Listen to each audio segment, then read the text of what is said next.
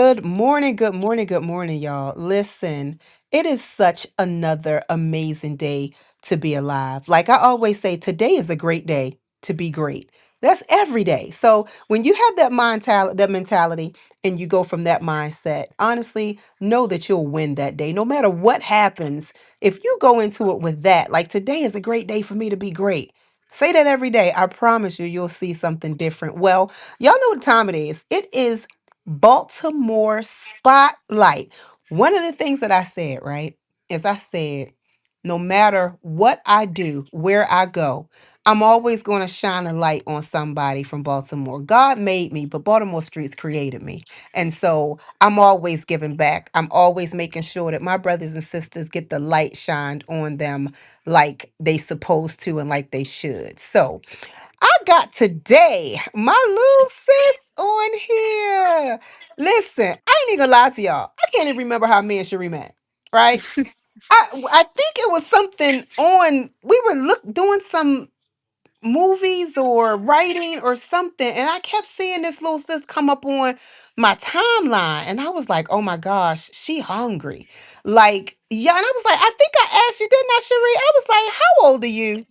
I'm I like, did. yeah, I'm like, I think I know your mother or something like that. But when I tell you, she was like, listen, I have my eyes set on acting and movies, and I'm gonna impact people, I'm gonna make a difference.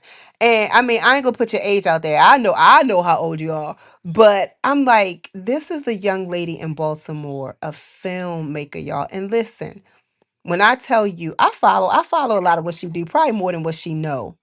She ain't asking people to hand her nothing. She going out here and making it happen. And y'all, you can tell them if you want to how old you are. But when I tell you her movie is making headlines, and that's not just what just she just didn't write movies. She done been in movies, y'all. I done seen her on a whole bunch of other stuff. And I'm like, I talked to her today. And what was you doing, Shereen? What was you doing today? Auditioning. Still got no audition, but Auditioning. Girl. Let me ask you though, because I don't remember if you like went to the school of arts or nothing like that. What was up with you in movies and acting and stuff like that? Like where did it all come from? Like how you get the bug? so what happened was like I had a one of my best friends in middle school. We She was actually into acting. My name's Sharrie, and what's crazy was I just was going to practice with her, and so she was like, "All right, can you come back to school and just come, support me?" I was like, "All right, I'm always support my friends." So what happened Hmm. was I went to go support her so she can get in the play. And the teacher, he shut the door. He was actually my language arts teacher, and the funny thing was, he was like, "Okay, everybody in this auditorium go audition." I said, "What?" I was like, "I'm just here for moral support. I don't know what the heck going on here." But and what's crazy was he said, "No, everybody audition." I was like, "Man," so I just seen everybody, and like some people had leotards, some people just studying their lines. So I'm like, "What the heck is this?" And I said, "This actor," and I said, "Okay," So he gave everybody the script. When it came time for me, and it was a Christmas play, and I ended up getting the role. So I was like, "All right, cool." From that day on, I kind of stuck with it. So, and she ended up also getting a role too. I did theater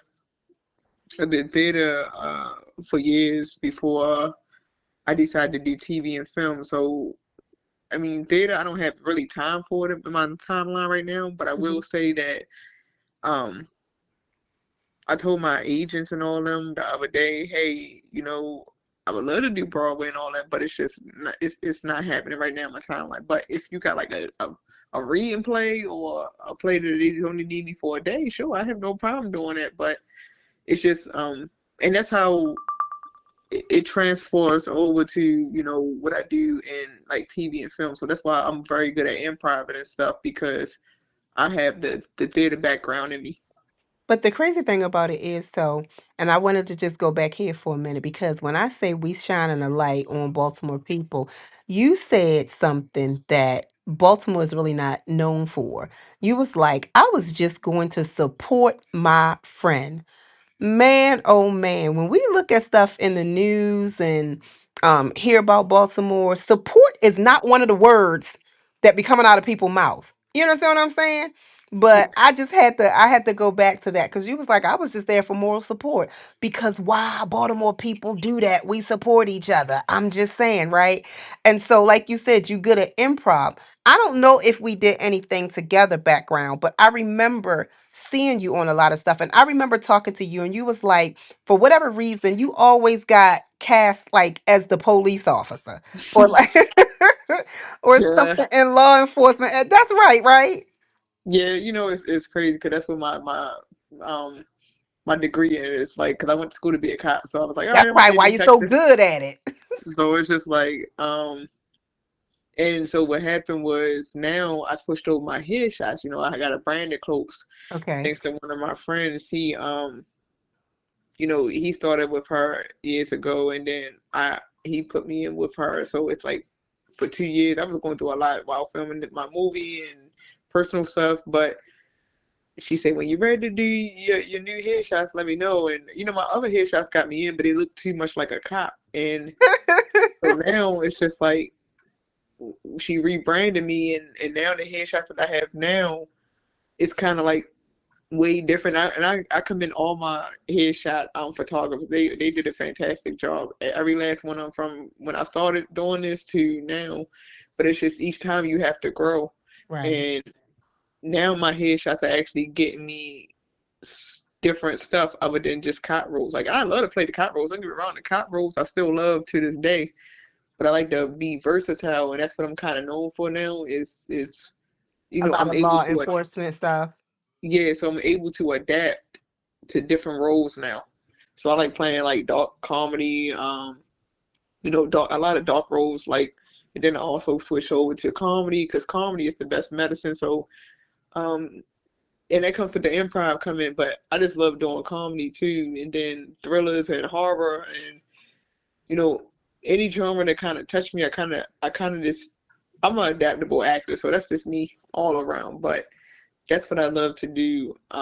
That's what I'm talking about. So, do you have like, are you signed with like an agency with like a manager and an agent and stuff like that too? Yeah, so I have a manager in New York and I have a couple of agents, one in Chicago, but the one in Chicago actually give me stuff all over. I have one in New York, and I have a couple of down south. So it's just like we all work together. Like every day I get up and find my own auditions because you still got to do the work. Right. Just because you have an agent, that don't mean nothing. But I'm finding gigs But see, in. that's what I said when I first started this. And you listen, I said she hungry. That's something about a Baltimore female. I'm just telling you right now. It's like I was talking to another one of my Baltimore sisters, and she was like, Mhm. we don't understand the word can't or no or won't. Like, that's not in our vocabulary. Actually, that Oh fuels no. us to go and do something even bigger and greater and make a better impact. You know what I'm saying? Oh Like, yeah, we just like New York. We the city for the hustlers. and We get up listen. every day. Listen. The funny part about it is people used to be like, because I used to vend and I had T-shirts, I had bracelets. Look, I had my CDs, and so I used to laugh because they was like, oh, you got to you sell T-shirts? I was like, hold up, let me go to my trunk. What you want? They like, are you serious? Absolutely. Listen, if I'm gonna be an entrepreneur and I'm gonna get that thing, you know what I'm saying, out the mud, I'm gonna have everything with me every time I go. You want a book? You want a T-shirt? You want a bracelet? You want me to sing a song? Like, what are you talking about? It's going to happen. And it's crazy because you said that your agent and stuff is in New York too. So I don't know if you know the story behind my daughter. She's 21 now. But Hmm. this is how it was back in the day. Howard G, I used to give him the blues, honestly. So I used to do his plays, right? And Uh-huh. one time I was at, like you said, at theater rehearsal. And I mean, I was a single mother, so I had to take my kids everywhere I went or whatever. So my daughter had went with me to do one of his plays, and they was auditioning and everything, and I remember her sitting in the just sitting in a little pew, I mean in a chair. We were in an auditorium, so she was just sitting in a chair while we were rehearsing. And she was 8, and she was like, oh no, she was like, the blocking on the stage isn't correct. They need to go stage left. And she was talking, so Howard said, who child is this? And I was like, mine. And so he being smart though, it was good, but he was like, well, then come up here and show us. So she got up there and she went and showed them. And then she also recited the lines because honestly, this is what she was just blessed to do. So he was like, you know what? I was going to audition a teenager, but I like her. You know what I'm saying? You want to do it? And so she was like, "Yeah." And he said, "Well, you got to go get her some headshots and all that stuff." So I went to Derek. I can't remember Derek's last name, but I went to Derek and he was like cuz he recommended him. I went to Derek and Derek took her headshots. Did her photograph. But what happened was Derek also did a mock audition because they were had an audition in New York for a Gap commercial. And it's still on YouTube to this day. I might have to find it and play it. And so he did that, and I didn't know it, and he sent it to the audition. He sent it in. And people from New York were calling me and was like, we would like to represent your daughter and this, that, and that. And I'm like, who playing on my phone? Like all these agents kept calling me, and I'm like, okay, somebody playing, and why they playing on my phone? So one of them I finally asked, I said, where did you get my number from? And they were like, well, Derek, I cannot think of Derek's name though. But they were like, he submitted your audition. So I called him and I said, did you submit something? And he was like, I couldn't help it. She has too much personality. I couldn't help it. And do you know from there, that literally started my daughter's career. We were up to New York and we went from agent to agent that called. I really called them back. We went from agent to agent, and she wound up getting her agent. I think if I can remember, she was with Abrams, and I was just like, oh my goodness. And then Abrams, they was her agent, and her Mhm. manager was in D.C. Michael McDowell. It's been so long. She's 21 now. She was 8, but that's how she actually got started. And it's just like I say this all the time, it's so much talent there.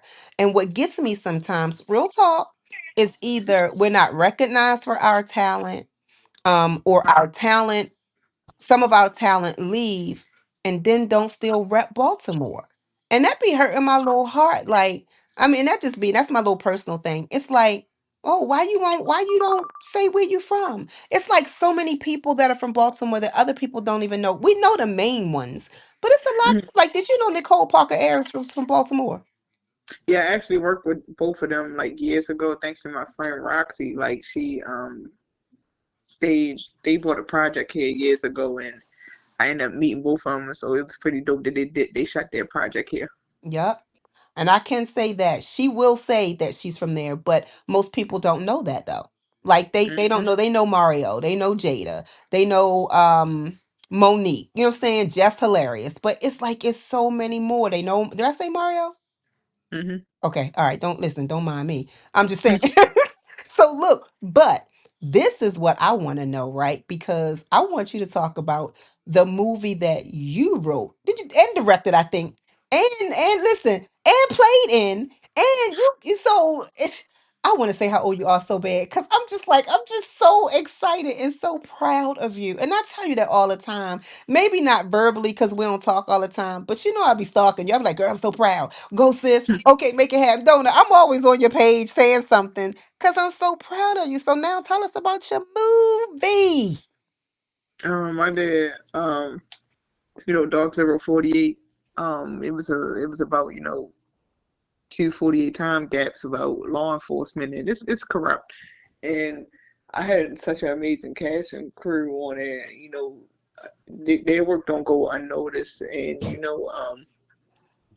I had Kelly Williams, I had Wait Brian a minute, and I Wilson. don't know if they know who that is. That's Laura Oh from yeah, that was Urkel girlfriend. Okay, okay. yeah. I had this other amazing actor, Al Martin. He's from Detroit, so he came to I took care of him and flew him in and everything because I saw some great talent in him. And you know, I had like who else? Local actors from Chanel Collins to Emmanuel Curry, Mel Douglas, BJ Snowden. It's like the Yes. list goes on. So I gave like you know these are people who have started with me for years, or some who I have met over time, and I'm just like some of them have been in my movies, And some of them just, now I say I made a promise to myself I wanted them to be a part of my first feature. So it was just like, and you live and learn, through, your project, and it's just like, and what people don't understand is, yeah, we premiered it, but we also going to screen it on. We also going to do another screening in Baltimore. We did Okay. that one in Peachtree County, so I'm waiting. I'm taking it. I need to take a day to go look at another theater, but also, I want to make sure that my Baltimore people see it. And then what I'm also doing is, what I'm also doing is, you know, tighten it up and fix it on the streaming services. So, I found some common errors in it. So we just tightened it up. My team, we're pretty capable of doing that, and it was good, but we get a lot of great feedback from it. A lot of people understand the story.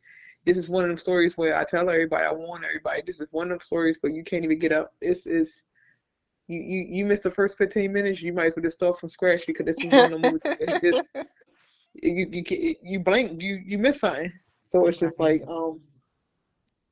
but it's just I wrote it during the pandemic, I was just getting ready to say, what made you write it though? What was like, where did you, what was your inspiration, or what was your thought process? Why did it come about? Because you wrote that during the pandemic. I wrote my movie, A Better Baltimore, right after the Freddie Gray. And, because I used to be a Baltimore City officer, and because of the officer who was driving the paddy wagon was a very close friend of mine, and his wife is a very even closer friend of mine. I was just hmm like, you know what? We need to really see law enforcers from a humanistic perspective than from what we making them out to be. You know what I'm saying? So that was a big part of why I wrote that, because I felt like I was personally affected in so many ways. Like I said, working for Baltimore City Police Department, and knowing people personally involved in that Freddie Gray situation. But what was your inspiration, and why did you write Dog Zero? And like, what was your mindset behind it during the pandemic?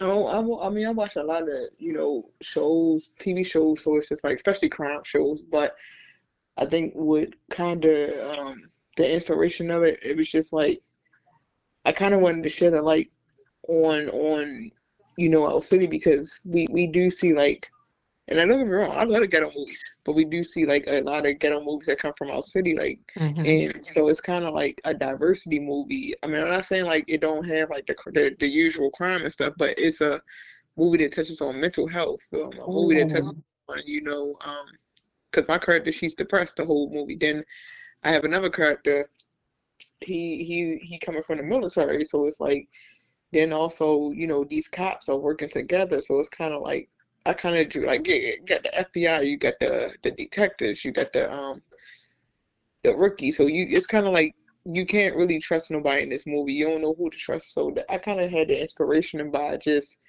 I want to shed a light on just different acts, because I'm kind of tired of us playing the stereotypical roles like the thug and Right, stuff. right, So I feel like, people, I show people like lawyers, I showed us like, high power, ranks in the police force and stuff. So it's just like you don't get to see that on a right. regular. So it's just like that's what I wanted to shed the light on. And it's funny because two things. When I was in Hollywood and I wrote About Baltimore, I wrote it because I was like, look, my daughter was auditioning and she was getting roles and stuff like that. But at the same token, I was like, listen, and I was auditioning too. I was still out there auditioning and stuff. And I was like, instead of just going out to auditions for roles, God bless me with the art of the penmanship. I can write. So let me go ahead Mm, and write and create roles for my people as well. And like you said, kind of this from the law enforcement side, I was just like, when I said, I'm writing this movie because I wanted people to see law enforcers as humans, right? I wanted them to see that police officers are somebody's mother, somebody's brother, somebody's husband, somebody's wife, and that their career just happens to give them the opportunity to carry a gun. But I mean, if you look at it, I mean, a lot of states are licensed to carry. So they're not officers, but they have a license to carry as well. It's just that this one has a certain, of course, position in their or authority by their profession, right? But the other thing in there, and this was a while ago, like I said, y'all gotta check it out. But the other thing was I wrote from the perspective of a female officer who was always in domestic violent relationships. But when she was on the streets of Baltimore, she used her power and authority to, like, you know what I'm saying, be real negative towards people. But at the end of the day, she was a scared female that had a lot of failed relationships with men who beat her, and she just took it out on the street. And I'm like, these are real people. You know what I'm saying? Mhm. And I'm like, so I really like the fact that, like you said, you put people in powerful positions. They weren't just the wire, they weren't just on the street, but they had positions. And just to say that, when I tell people, especially in the beginning, like a lot of times people would say, "Oh, where you from?" They would always say New York, and I don't even know why, because I don't sound like I'm from New York. But I'm like Baltimore, and they be like, "Oh my God, is it like?" is it is it like it is on television? And I'm like, I mean, it can be exaggerated, but yes, it is the Freddie Gray. Yes, it is the Wire. But yes, it's not just those things either. And that was one of the reasons why I wanted to do the Baltimore spotlight, because I'm not saying that my city don't have issues. I mean, shucks, a lot of them do. But with all the issues and all that stuff, or whatever the case may be, when the dust clears, you got people like you and other people in Baltimore that honestly, like you said, shine a light on the people that's doing something positive, making the difference. You know what I'm saying? That Mhm. it overpowers the darkness and the dust that y'all keep saying that Baltimore is about. Yeah, that's what I did. Like, so it's just like, um, I always try to create stories where just like it can touch like just anybody for real. So it's just like I always, if I'm going to write a script, I'm going to touch on it, like be authentic about it, because I want to tell authentic stories. Absolutely. That's why I look up to people like, Spike Lee or John Singleton and who else? Ryan Cooley or um I know if we talking about I know it's a lot of males, but if we looking at female wise, I would definitely say, who's a female that and my sister actually introduced me to her work years ago. I would say Issa Rae. Mm-hmm. Issa Rae, she keeps it real. Her stories is like they raw. Like Mm-hmm. They're she comedic just too. yeah. So it's like you gotta really have that comedic mind to know what it is. Same with and she opens doors for a lot of I think because she just like Issa Rae too. Quanah Bronson. Quanah Mhm. Bronson does the same Oh thing. man, yes, yes, So it's like yes. they all open doors for. I love that they open doors for just undiscovered voices. So let me ask you, sis. I'm gonna say it on my radio station. You weren't ready for this one, but so when you got time to sit down so we can write my story so that you can go ahead and put my story on the screen. Uh, I'm definitely open. I'm definitely open. Shoot, a lot of people be asking it right there, Chris. I'm definitely open to it. People just gotta tell me what their plot is. Okay. What they want in the story, and I definitely be open to it. And look, I'm gonna make it easy for you. I'm writing it with you, right? But I like Hmm. what you do, and I like collabing. So we don't even have to make it a feature, even though my life is about 15 features. Okay, but I mean, we can short film it if we want to. We can do a docu series or what. But I want your pen in my life. You know what I'm saying? Yeah. All right, that's what I'm talking about, y'all. See, that's what I'm talking about. Family, loving each other, collabing. I'm gonna celebrate her. She gonna celebrate me, and guess what? Together we gonna celebrate Baltimore. Sis, I'm so glad that you sit and had this conversation with me and stuff, and was able to talk about what you do and who you are. And I'm really excited, y'all. And I say this all the time, and I know that I shouldn't, but I got to because it's so hilarious. I'm getting ready to go Tisha Campbell on you. My friend got a movie, and you better go see it, and it's gonna be good, and you better go and check it out. I Yo, love how that's another friendship that I love. I love how Tisha and Tashina just like cheer yes, each other on. Like they don't even hate off each other. Like they came from the ground up, and I'm like that's what it should be, sisterhood. Like it should be, absolutely. um, you know, people just supporting each other because it is hard out here to find, good people, especially in this industry. So when you do find people, I always tell people the lesson I take away from everything I tell people it's two lessons. don't burn bridges because you're gonna meet the same people that you didn't burn bridges with, step toes on. You meet them at the bottom of the chambers because that's like if you say if you won a Emmy or Oscar, say if they all in the same room too. Yep. Those are the faces that you just stepped on. Yep. And I And let me said, say you what you already know.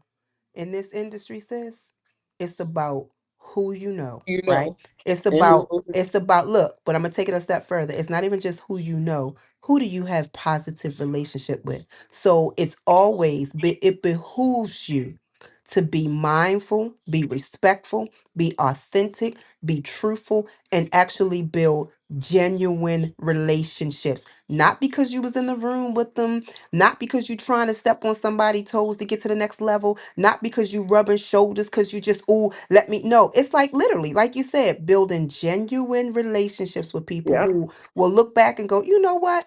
I know the character of this person. I know the integrity of this person. Let me bring them on this project. They may not even be the best actor or actress, but it's like, you know what? I know that I'm getting a real good character and getting some integrity and somebody that I can actually work with. That's more powerful than your talent. It really is. And you know, I go on sets or auditions all the time, whether they self tapes or in person. It's just like, and these people remember me from sets years ago. So that's how long I've been doing this. And the fact that they can still say, you know, great stuff about me, and they always told me, you know, always stay true to myself. Because I do. I never change who I am. I don't care. The money, I mean, you're going to grow, but I'm not going to let Hmm. the money and fame change you because guess what? When all that disappear, you're standing there, you know, you know, you basically standing there just like alone. Right. It's, so that's how I always look at it. It's like you have your support, but when all that spotlight disappears, it's just you.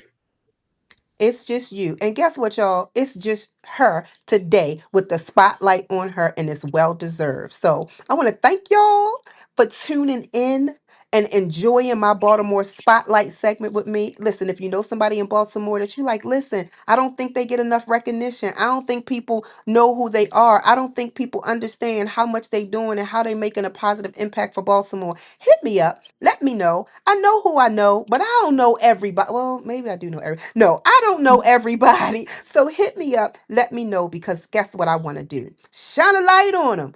Thanks, sis. Peace. Up next, y'all know y'all got Fact of the Matter with Tony Roberts, and then you got more good music here on D.O.D. Radio. Best self, best life, best radio. Say that.